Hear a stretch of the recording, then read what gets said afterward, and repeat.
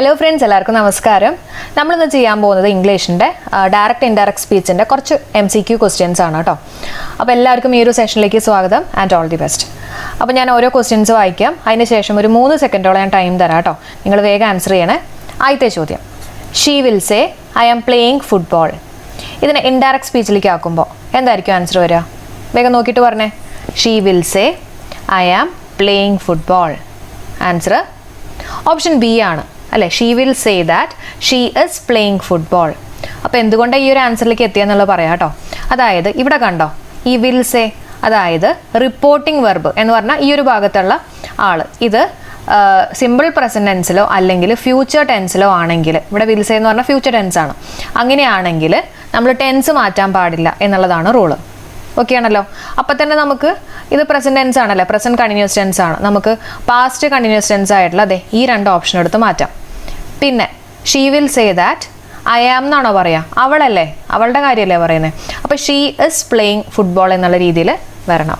കിട്ടിയോ? അപ്പോൾ ഓർത്ത് വെക്കുക കേട്ടോ, ഈ ഒരു ഭാഗം നോക്കണേ. ഫ്യൂച്ചറോ അല്ലെങ്കിൽ സിമ്പിൾ പ്രസന്റ് ടെൻസോ ആണ് വരണമെങ്കിൽ നമ്മൾ ഇതിൻ്റെ ടെൻസ് മാറ്റാൻ പാടില്ല കേട്ടോ. അടുത്ത ചോദ്യം നോക്കാം. The teacher said the sun rises in the east. വേഗം നോക്കിയിട്ട് പറഞ്ഞോളൂ. ആൻസർ എന്താ വരിക? The teacher said the sun rises in the east. നമ്മുടെ ആൻസർ ഓപ്ഷൻ സി ആണ് കേട്ടോ. ഓപ്ഷൻ സി ആണ്. അപ്പോൾ എന്താ ഈ ഒരു ആൻസറിലേക്ക് എത്തിയത്? The teacher said that the sun rises in the east. പലരും വിചാരിക്കുന്നുണ്ടാവും sun rises in the east simple present tense അല്ലേ, അപ്പം ഡയറക്റ്റ് ഇൻഡയറക്റ്റ് സ്പീച്ചിലേക്ക് ആക്കുമ്പോൾ സിമ്പിൾ പാസ്റ്റ് ടെൻസ് ആവണ്ടേ എന്നൊക്കെ വിചാരിക്കുന്നവരുണ്ടാവും. അപ്പോൾ ശ്രദ്ധിക്കേണ്ട ഒരു കാര്യം എന്താ, ഇതൊരു ഫാക്റ്റ് ആണ് അല്ലേ. സൺ എപ്പോഴും ഈസ്റ്റിൽ തന്നെയാണ് ഉദിക്കാറുള്ളത്. അപ്പോൾ അത് നമുക്ക് മാറ്റാൻ പറ്റില്ല കേട്ടോ. അപ്പോൾ അതുകൊണ്ട് തന്നെ നമ്മൾ എന്ത് ചെയ്യണം, അതുപോലെയുള്ള ഫാക്ട്സോ ട്രൂത്തോ ഒക്കെ വരികയാണെങ്കിൽ നമ്മൾ അതേപോലെ തന്നെ പറഞ്ഞേക്കാം. ദ ടീച്ചർ സെഡ് ദാറ്റ്, പിന്നെ the sun rises in the east. മനസ്സിലായോ? ഓക്കെ, ഇനി നമുക്ക് അടുത്ത ചോദ്യം നോക്കാം. ഇനി 3ാമത്തെ ചോദ്യം, she says I am a little bit nervous. Okay, she says I am a little bit nervous. വേഗം ആൻസർ നോക്കിയിട്ട് പറഞ്ഞോളൂ. എന്താണ് ആൻസർ വരിക? ആൻസർ ഓപ്ഷൻ ബി ആണ് അല്ലേ. She says that she is a little bit nervous. അപ്പോൾ ഇവിടെ നേരത്തെ ഞാൻ പറഞ്ഞിരുന്നു, ദേ ഈ ഭാഗത്തുള്ള ആൾ സിമ്പിൾ പ്രസന്റ് ടെൻസോ അല്ലെങ്കിൽ ഫ്യൂച്ചറോ ആണെങ്കിൽ നമ്മൾ ഈ ടെൻസിൻ്റെ ഈ ഒരു ഭാഗത്തെ ടെൻസ് മാറ്റാൻ പാടില്ല കേട്ടോ. അപ്പോൾ ഇവിടെ ഏത് ടെൻസാ? I am a little bit nervous എന്ന് പറയുമ്പോൾ ആം ഒക്കെ ഉണ്ട്, നമുക്കറിയാം പ്രസന്റ് ആണ് അല്ലേ. ഇനി നമുക്ക് ഓപ്ഷൻസ് നോക്കാം. ഇവിടെ നോക്കിയേ, ഇവിടെ വാസ് ആണ്, പാസ്റ്റ് ആണ്, ഹാഡ് ബീൻ ആണ്, പാസ്റ്റ് പെർഫെക്റ്റ് ടെൻസ് ആണ്. അപ്പോൾ അത് 2 നമുക്ക് മാറ്റാം. ഇനി ഷീ സെയ്സ് എന്നാണ് വന്നിട്ടുള്ളത്, അപ്പോൾ ഇവിടെ എന്ത് വരണം? സെയ്സ് തന്നെ വരണം കേട്ടോ. അപ്പോൾ അതിനെ സെഡ് ആക്കേണ്ട ആവശ്യമില്ല. അപ്പോൾ she says that she is a little bit nervous. Krishna said to Gopi he has eaten too much today. ഇതിനെ ഇൻഡയറക്റ്റ്ലിക്ക് ആക്കുമ്പോൾ എന്തായിരിക്കും വരിക? കൃഷ്ണ സെഡ് ടു ഗോപി, അപ്പോൾ ഇവിടെ സെഡ് ആണ്, പിന്നെ he has eaten too much today. എന്തായിരിക്കും ആൻസർ വരിക? പറഞ്ഞോളൂ. ആൻസർ ഓപ്ഷൻ സി ആണ് അല്ലേ. Krishna told Gopi that has eaten അല്ലേ, പ്രസന്റ് പെർഫെക്റ്റ് ആണ്, has plus V3 form, eat ate eaten V3 form ഉണ്ട്. അപ്പോൾ അതിനെ ഇൻഡയറക്റ്റ് സ്പീച്ചിലേക്ക് ആക്കുമ്പോൾ എന്താക്കണം? ഹാഡ് പ്ലസ് V3 ഫോം വരണം അല്ലേ. അപ്പോൾ നമുക്ക് ഈ 2 ഓപ്ഷൻസ് എടുത്ത് പെട്ടെന്ന് തന്നെ മാറ്റാം. കാരണം ഇവിടെ ഹാസ് ഈറ്റൺ, ഇവിടെ ഹാസ് ഈറ്റൺ, അത് നമുക്ക് വേണ്ട. പിന്നെ ഇവിടെ നോക്കിയാൽ ഹാഡ് ഈറ്റൺ, ഇവിടെയും ഹാഡ് ഈറ്റൺ. പിന്നെ ഇതിൽ നിന്ന് എങ്ങനെ നമ്മൾ ആൻസറിലേക്ക് എത്തുക? ഇത് എവിടെ ടുഡേ ഉണ്ടെങ്കിൽ അതിനെ ഇൻഡയറക്റ്റ് സ്പീച്ചിലേക്ക് ആക്കുമ്പോൾ എന്തായിട്ട് വരണം? ദാറ്റ് ഡേ ആയിട്ട് വരണം അല്ലേ. That day. ആൻസർ കിട്ടിയോ? ഓക്കെ, നമുക്ക് അടുത്ത ചോദ്യം നോക്കാം. Deepak said to me I had finish the coffee. വേഗം പറഞ്ഞോ. Deepak said to me I had finish the coffee. നമ്മുടെ ആൻസർ സിമ്പിളായിട്ട് ആൻസർ കിട്ടും. ആൻസർ ഓപ്ഷൻ എ ആണ് അല്ലേ. Deepak told me. പിന്നെ ഒരു കാര്യം ശ്രദ്ധിക്കുക കേട്ടോ, ഈ ടോൾഡിന് ശേഷം നമ്മൾ ദാറ്റ് ഒന്നും യൂസ് ചെയ്യാൻ പാടില്ല കേട്ടോ. കാരണം ടോൾഡിന് ശേഷം ഇമ്മീഡിയറ്റ്ലി ഒരു ഒബ്ജക്റ്റ് വരണം എന്ന് നിർബന്ധമുണ്ട്. ഓക്കെ, നോക്കിയേ, Deepak told me that he had finish the coffee. ഇവിടെ എന്താ വന്നിട്ടില്ല? ഹാഡ് പ്ലസ് V3 ആണ് അല്ലേ. ഹാഡ് പ്ലസ് V3 ഇവിടെ ഉണ്ടെങ്കിൽ ഇൻഡയറക്റ്റ് സ്പീച്ചിലേക്ക് ആക്കുമ്പോൾ ടെൻസ് മാറ്റം വരില്ല. നമ്മുടെ പാസ്റ്റ് പെർഫെക്റ്റ് ടെൻസിനകത്ത് ടെൻസ് മാറ്റം വരില്ല കേട്ടോ ഇൻഡയറക്റ്റ് സ്പീച്ചിലേക്ക് ആക്കുമ്പോൾ. അപ്പോൾ ഹാഡ് ഫിനിഷ്ഡ് ആണ് ആൻസർ വരിക. അപ്പോൾ ഇവിടെയൊക്കെ എന്താ ഹാഡ് V3 ഒന്നും അല്ല വന്നിട്ടില്ല. അപ്പോൾ ഇത് നമുക്ക് പെട്ടെന്ന് ആൻസർ കിട്ടും. ഓക്കെ, അടുത്ത ചോദ്യം നോക്കാം. He said to us, are you going to market today? വേഗം പറഞ്ഞോളൂ. He said to us, are you going to market today? Answer എന്താ വരിക? ആൻസർ ഓപ്ഷൻ എ ആണ് അല്ലേ. He asked us if we were going to market that day. അപ്പോൾ എങ്ങനെ നമ്മൾ ആൻസറിലേക്ക് എത്തിയേ? Are you going to market today എന്ന് പറയുമ്പോൾ നമ്മൾ ഒന്നല്ലെങ്കിൽ യെസ് അല്ലെങ്കിൽ നോ എന്ന് പറയും. അപ്പോൾ അങ്ങനെ യെസ് ഓർ നോ ക്വസ്റ്റ്യൻസ് വരികയാണെങ്കിൽ നമ്മുടെ ഓപ്ഷനകത്ത് ഇഫ് അല്ലെങ്കിൽ വെതർ ഉണ്ടാവും. ഇതൊക്കെ നമ്മൾ പഠിച്ചിട്ടുള്ളതാണ്. അപ്പോൾ ഇവിടെ നമ്മുടെ കഷ്ടകാലത്തിന് എല്ലായിടത്തും ഇഫ് വന്നിട്ടുണ്ട്. അപ്പോൾ അങ്ങനെ നമുക്ക് ആൻസറിലേക്ക് എത്താൻ പറ്റില്ല. ഓക്കെ, പിന്നെ അടുത്ത മെത്തേഡ് നമുക്ക് നോക്കാം. R you going, are going അല്ലേ എന്ന് പറഞ്ഞാൽ പ്രസന്റ് കണ്ടിന്യൂസ് ടെൻസ് ആണ്. അപ്പോൾ അതിന് ഇൻഡയറക്റ്റ് സ്പീച്ചിലേക്ക് ആക്കുന്ന സമയത്ത് എന്താ പറ്റുക?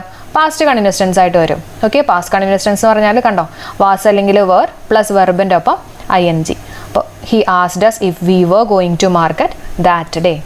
ടുഡേ ദാറ്റ് ഡേ ആയിട്ട് മാറി കേട്ടോ. അടുത്ത ചോദ്യം നോക്കാം. He said hurray my brother has won the match. ഇതിനെ ഇൻഡയറക്റ്റ് സ്പീച്ചിലേക്ക് ആക്കുമ്പോൾ വേഗം പറഞ്ഞേ. He said hurray my brother has won the match. Answer option D ആണ് കേട്ടോ. He exclaimed with joy that his brother had won the match. ഇങ്ങനെ നമ്മൾ ആൻസറിലേക്ക് എത്തണേന്ന് പറഞ്ഞുതരാം കേട്ടോ. ഈ ഹുറേ എന്നൊക്കെ കണ്ടു കഴിയുമ്പോൾ നമുക്കറിയാം അതൊരു സന്തോഷം കൊണ്ട് പറയുന്നൊരു വാക്കാണ് അല്ലേ. അപ്പോൾ അതുകൊണ്ട് നമുക്ക് ഈ കണ്ടോ, ഹി എക്സ്ക്ലെയിം വിത്ത് സോറോ അത് നമുക്ക് വേണ്ട, വിത്ത് ഗ്രീഫ് അതും വേണ്ട.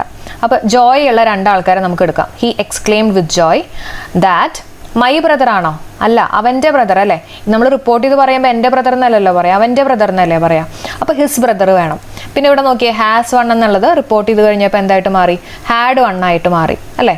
സോ ഇതാണ് ആൻസർ വരുന്നത്. He exclaimed with joy that his brother had won the match. Next one, അടുത്ത ക്വസ്റ്റ്യൻ നോക്കാം. What is your name? He asked me. Okay, what is your name? He asked me.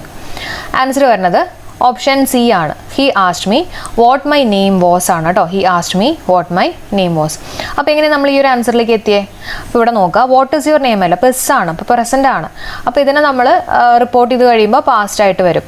അപ്പോൾ past എന്ന് പറയുമ്പോൾ നമുക്കിത് ഇവിടെ was ഉണ്ട്, ഇവിടെ was ഉണ്ട്, വാസ്റ്റ് ഉണ്ട്.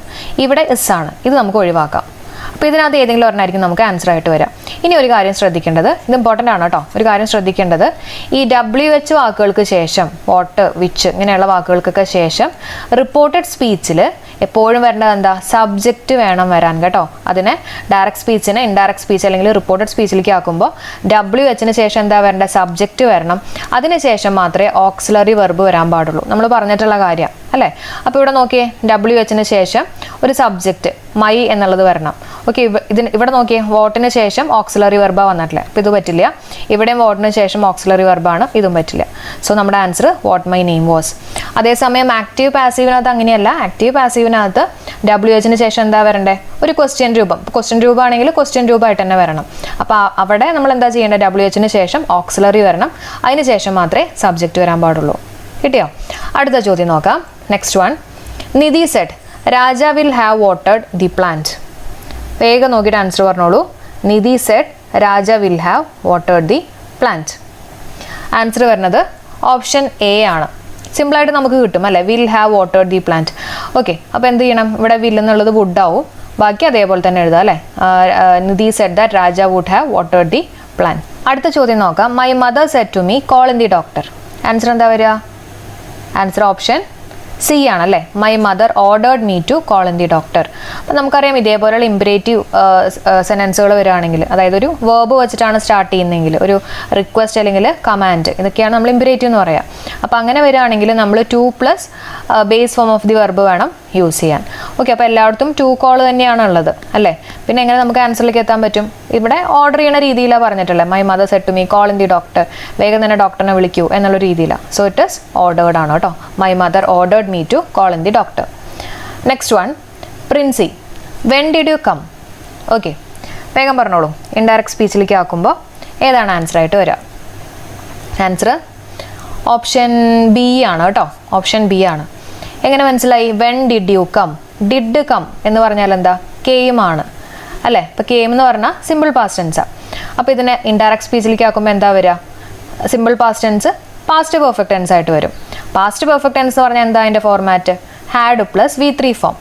അപ്പോൾ അങ്ങനെയാണെങ്കിൽ നമുക്ക് ഓപ്ഷൻ എ എടുത്ത് മാറ്റാം. ഹാഡ് ഇല്ല, ദേ ഇവിടെയും ഹാഡ് ഇല്ല.